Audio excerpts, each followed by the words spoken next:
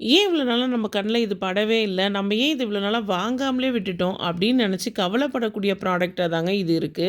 இது என்னன்னு பார்த்தீங்கன்னா, மேஜிக் சார்கோல். ரீசென்ட்டா நான் இத மீஷோலேருந்து பர்ச்சேஸ் பண்ணியிருந்தேன். இந்த ப்ராடக்ட் ரொம்ப ரொம்ப சூப்பரா இருக்குங்க. நமக்கு வந்து கொட்டாங்குச்சி பத்த வச்சு சாம்பிராணி போடுவோம் இல்லைங்களா? அதுக்கு பதில் இத ஒரு பேஸா வச்சு நம்ம சாம்பிராணி இதில போட்டுறலாம். நம்ம கொட்டாங்குச்சிலாம் பத்த வைக்கணுன்ற அவசியமே இல்ல. இது பத்த வச்சதுமே பாருங்க, அந்த நெருப்பு வந்து ஃபுல்லாவே வந்து பரவுது. இதுதான் மேஜிக் மாதிரி இதில நடக்குதுங்க. நம்ம இது பத்த வச்ச உடனே வந்து நம்ம சாம்பிராணி போட்டுறலாம்.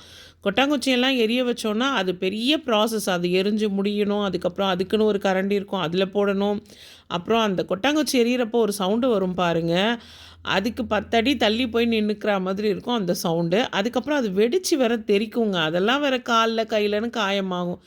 அதுக்கு பதில் இந்த ப்ராடக்ட்ட யூஸ் பண்ணலாம். ரொம்பவே சூப்பரா இருக்கு. கிட்டத்தட்ட ஒரு 1 1/2 மணி நேரத்துக்கு மேல இது வந்து ரொம்ப பொறுமையா எரியுதுங்க. எவ்வளோ நேரத்துக்கு வேணாலும் நம்ம இதில சாம்பிராணி போட்டுக்கிட்டே இருக்கலாம். ஹாலு, பெட்ரூம், கிச்சனு ஒவ்வொரு ரூமா நம்ம வந்து சாம்பிராணி போடலாங்க. இந்த பட்டாசு கொளுத்துறதுக்கு ஒரு பெரிய ஊதுவத்தி வாங்குவோம் பார்த்தீங்களா? அதே மெட்டீரியல் வச்சு தான் இத தயாரிச்சிருக்காங்கன்னு நெனைக்கிறேன். ரொம்ப சூப்பரா இருக்கு. கண்டிப்பா நீங்க ட்ரை பண்ணி பாருங்க. இத பத்தி லாங் வீடியோவும் போட்டிருக்கேன். ஸோ இந்த ப்ராடக்ட்டோட லிங்க் வந்து அதில இருக்கு. செக் பண்ணி பாருங்க.